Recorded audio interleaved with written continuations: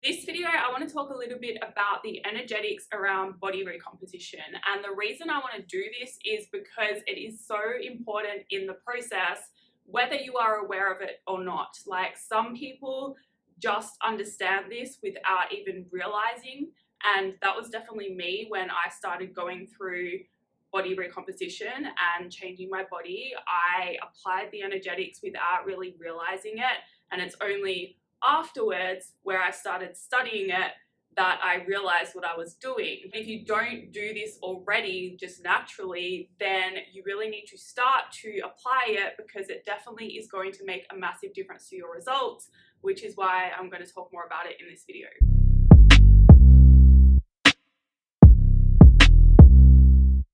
Hello, welcome back to my channel. My name is Jodie and I help you change your beliefs so you can change your body, your health, and your life. As I said, I'm talking a bit about the energetics of body recomposition in this video. If you don't know what body recomposition is, it is just losing fat and building muscle at the same time. I have lots of videos on body recomposition on my channel if you want to check them out, but this video is specifically going into the energetics because it makes such a difference if you can apply this, and it's not easy to do. For some of you, it will come naturally. For others, it needs to be learnt. And for me, it has come naturally, but then I have also learnt about it so I can kind of teach it and then also apply it to other areas of my life. And so many aspects of my life, apart from my body, have changed for the better since I've started playing with energy, I guess, and really understanding the energetics of everything. All right, so I've got some notes here because it is a really big topic and you can get super deep into it, but this is just going to be a general overview, and then if you are interested further, just ask some questions. I might be launching something next year in regards to all of this to go deeper, but we will see if that happens. Anyway, so I want to explain two of the most important factors that you need to apply, and then give you some examples of how I've applied it in my life and how it's helped me. Now, some of you who are interested in the law of assumption or law of attraction, they're really the same thing. You might have come across this kind of stuff before because that's where it comes from, right? And anyone who doesn't believe in that, or if it hasn't worked for you, it's because you're not doing it right. Like, it really works, and I definitely, the more I test it, the more I see evidence of that. So I'm a big believer. But anyway, the first thing you need to make sure of is you have no doubt in your mind whatsoever that you are going to achieve your body transformation goal. Whatever that vision is in your head of your dream body, you have to believe that you are going to get there. Now, the reason this is really hard to do is because a lot of those beliefs that are going to hold you back and end in you self-sabotaging and then preventing you from getting to your dream body are subconscious, right? So you're not actually consciously aware that you have these beliefs holding you back, which is why you have to do work to get to the bottom of them. And the reason you have to get to the bottom of them and then reframe them, change them to beliefs that actually serve you,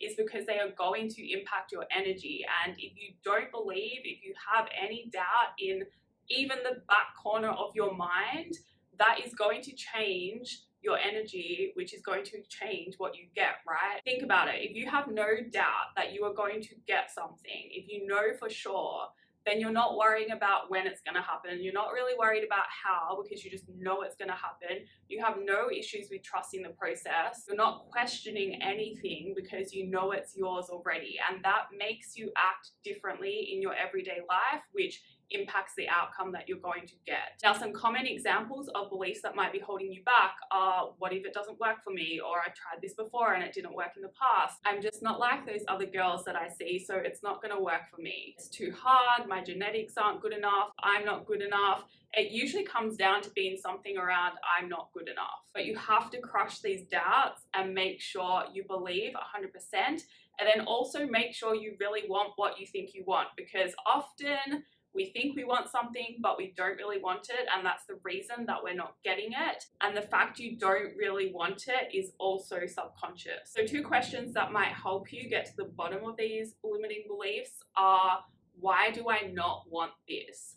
So many of us focus on why we want something, but often the answers to the question why we don't want it gives more information, and that's where a lot of these limiting beliefs are going to surface. And then another powerful question is simply, why do I think I can't get it? You have to go deep with this, right? You can't just be like, oh, I don't know, I don't think I have any limiting beliefs. Like, that's not going to help you. You have to really dive in, take your time. I love journaling for this reason, and journaling with no pressure. Like, you can't be like, okay, I've got 5 minutes, I'm gonna just come up with some answers. Like, you have to go deep and peel back all the layers, and that is where you're going to find a lot of the beliefs holding you back. Now, the second thing you have to do, and this is probably the most important after getting rid of all the doubts, but it kind of relates very directly, is you have to become that person that already has what you want before you have it. And again, this impacts your energy and how you show up in your everyday life, right?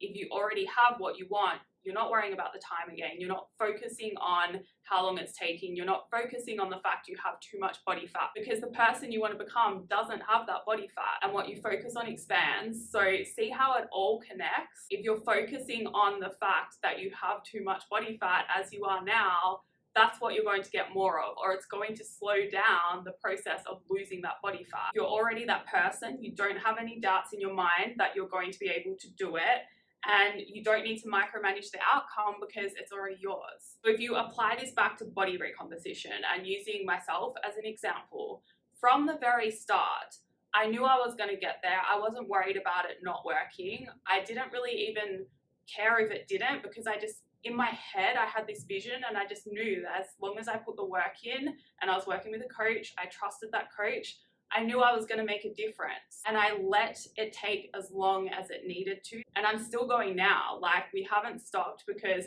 once you see what you're capable of, you just want more and you keep going. Even when I didn't have a body I was proud of, I had a body where I was so insecure, I would not be seen dead in a bikini. Now I wear them all the time, but I was so ashamed of my body. Even when I was there, I would show up to the gym and I would pretend I was an athlete, and I was there to train hard like an athlete. I would track my food and I would eat like an athlete would. I would organize my week like an athlete would, you know? Like, I really got into that athlete mentality before my body even changed. I didn't look the part. I wasn't fully confident in the gym, but no one knew that, because I walked around like I owned the gym, like I was an athlete, like I belonged there. Even though, again, I did not have the body to show that. And every time I didn't want to go to gym, or I didn't want to track my food, or I didn't want to eat that particular food, I'd be like, what would an athlete do right now? That's how you need to start thinking and acting in your daily life. You have to become that person first. Be that person that doesn't make excuses and does what they said they would do, because at the end of the day, that person you want to become, that is what they did to get there. That's how you have to operate now. All right, so I'll give you another example as well, using myself again, because that's easy. I struggled for so long in my online business, getting clients and like getting it off the ground, which I feel like is normal for new business owners. But I had business coaches. I did everything right. Like, I got help, but it still wasn't working for me. And the reason comes back to this, right? I wasn't showing up as an online coach. I was so shy. I had no confidence. I was scared to even post online. I was still scared to show my body off online. And I'm sure you can see how easy it would be to not listen to someone if they're kind of like hiding in the corner, and like you can't even see them online because they're too scared to show up online. It wasn't until I changed my identity and let go of everything else, including quitting the gym. For me, I don't recommend that for everyone, but I literally quit my full-time job, quit the gym, because I was doing PT in the gym around a full-time job, which was crazy. I don't even know how I did it, but that's what it took for me to get here now. And I quit that and literally let everything go before I was even ready to be online. But that forced me to become an online coach and to step into that identity. No excuses. I had to learn how to get that confidence to show up as I am now. And it changed everything for me. Like, that is when my business started taking off and actually grew to something that is sustainable and fully supports me now. Another example, using myself again, is my social media following. Like, a lot of comments I get are, you should have more followers or more subscribers based on the videos you put out and like how helpful you are. And I appreciate all of that. Like, I'm very thankful for all the support I do get. But the truth is, like, as much as it's easy to say, yeah, I want more followers, I actually don't. I'm actually very happy with what I have now. Like, it is enough, and I trust it's going to keep growing. I don't really care when, and if it doesn't, I actually don't really care, because I don't want to be famous. I don't want to have millions of followers, and that's why I don't. Now, one last example comes back to the apartment I am in now.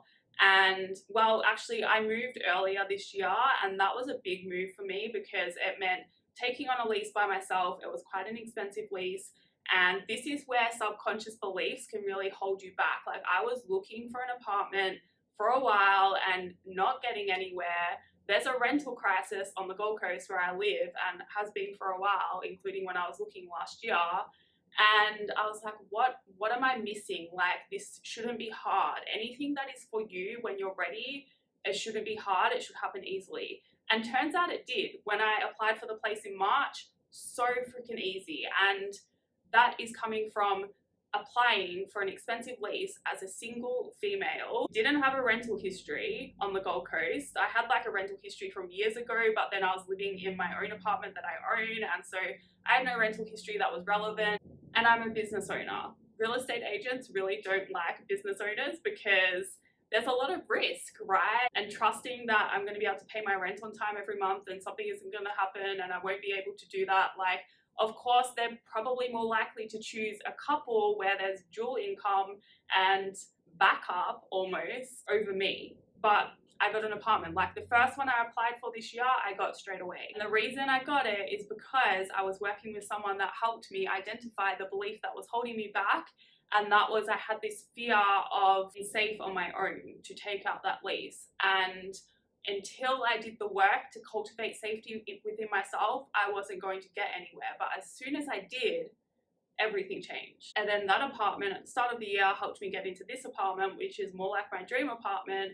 And it's just crazy how it all works, and it's crazy how you literally can get whatever you want. But again, you have to want it.